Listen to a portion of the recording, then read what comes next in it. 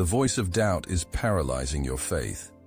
Today, we're going to learn how to silence it, not just for a moment, but for good, unlocking the abundant life God promises. For too long, many of us have approached our lives, our challenges, and even our spiritual growth as if success were some random lottery win, a stroke of luck that either blesses us or passes us by. We've prayed, we've hoped, yet sometimes the very ground beneath our feet feels shaky, and the whispers of inadequacy grow louder than the promises we cling to. But what if I told you that the path to true, lasting success, not just in worldly terms, but in the deep fulfillment of your God-given purpose, is not an accident of circumstance, but a deliberate cultivation of your inner world and your outer actions? This isn't about wishing harder. It's about building stronger, brick by brick, thought by thought, until your life reflects the divine design intended for you. We are not meant to merely survive. We are called to thrive, to flourish, to bear fruit in every season, even the dry ones. The truth is, many of us are living with a quiet despair, a heavy burden of unfulfilled potential, not because God has forgotten us, but because we haven't learned to tend the garden of our own minds. Imagine your mind as a fertile garden, constantly growing, constantly producing. Every thought you entertain, every belief you nurture is a seed. If you plant seeds of doubt, fear, and limitation, what kind of harvest can you expect? The answer is clear: a life choked by weeds, barren and unyielding. But if you plant seeds of faith, hope, and possibility, nourished by God's truth, imagine the vibrant, abundant life that will burst forth. This isn't just about positive thinking. It's about purposeful thinking, aligning your inner narrative with God's unwavering truth about who you are and what you're capable of. It's about recognizing that the greatest battle isn't out there, in your circumstances, but right here, within the confines of your own skull. It's time to stop letting the weeds of negativity dictate your destiny. It's time to pick up your spiritual gardening tools and start cultivating. Are you ready to transform your inner landscape and see a harvest you never thought possible? If this message resonates with your spirit, I invite you to join our growing community of cultivators. Share your biggest mental weed you're ready to pull out in the comments below, and consider becoming part of this journey by subscribing to our channel. Your voice matters here, and your journey can inspire countless others. Consider the story of Sarah, a dedicated nurse who, despite her tireless work tending to others, found her own spirit constantly depleted. She prayed daily, attended church, faithfully, yet felt a persistent sense of being overwhelmed, a low hum of anxiety that never quite left her. Sarah's garden was full of good intentions, but also hidden patches of self-doubt and the lingering belief that she was simply not enough. She'd tried to be positive, to think happy thoughts, but it felt like putting a fresh coat of paint on a crumbling wall. Her first real obstacle wasn't a lack of faith, but a misunderstanding of how deeply her ingrained thought patterns were shaping her reality. She was looking for a grand, miraculous intervention, when the true principle of overcoming lay in the quiet, consistent work of inner transformation. It was like trying to fill a bucket with a hole in the bottom. No matter how much she poured in, it kept draining away.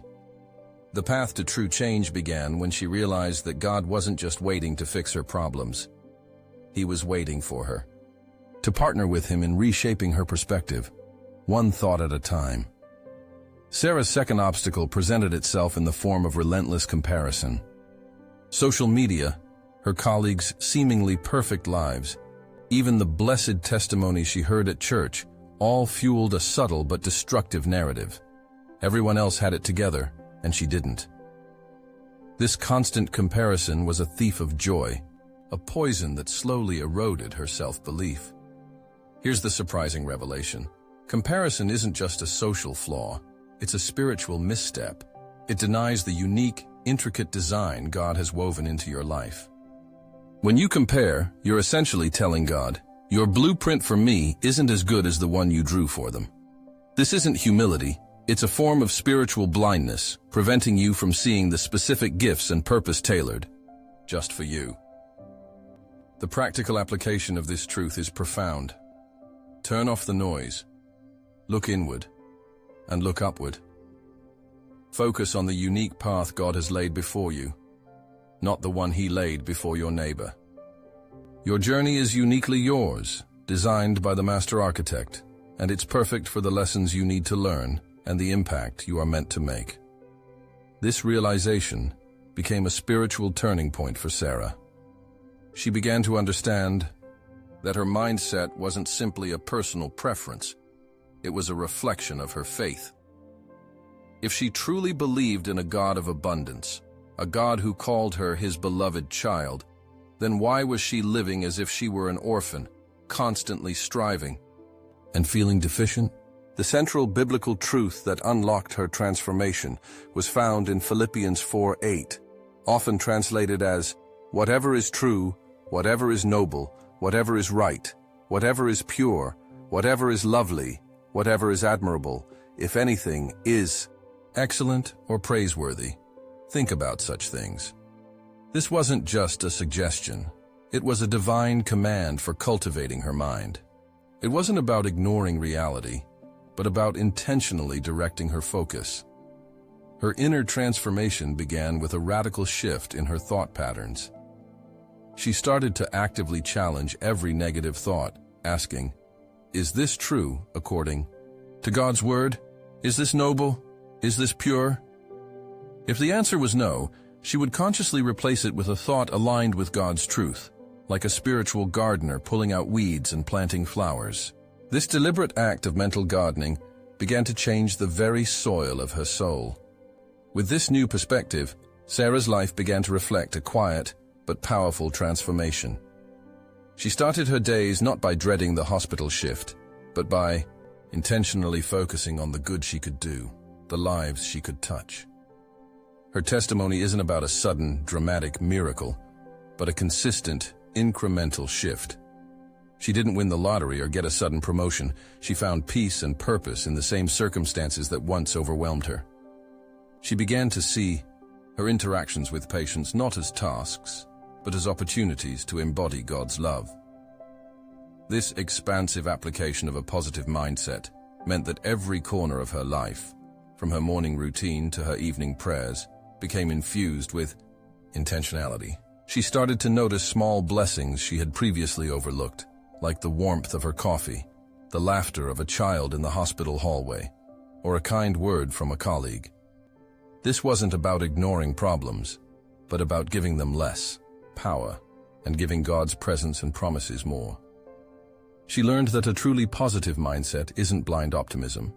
It's grounded faith that sees God's hand in every situation, even the difficult ones, and trusts in His ultimate plan. Now, how do you begin to apply these truths in your own life? The first practical step is to become a watchful gatekeeper of your mind. Just as a city gate controls who enters and exits, you must control the thoughts you allow to reside within you. This means actively challenging negative self-talk, not just ignoring it. When a thought of "I can't" arises, counter it immediately with "I can do all things through Christ who strengthens me." The second step is to cultivate your environment. Remove toxic influences from your life, whether it's negative media, draining relationships, or even cluttered physical spaces that breed chaos. Surround yourself with people who uplift your spirit, media that inspires your faith, and spaces that invite peace. This isn't selfish, it's essential for spiritual health. The third step is consistent action. Set clear, actionable goals, even small ones, and take daily steps towards them. Remember the story of Nehemiah, who rebuilt the walls of Jerusalem not in one grand stroke, but by assigning each family a small section.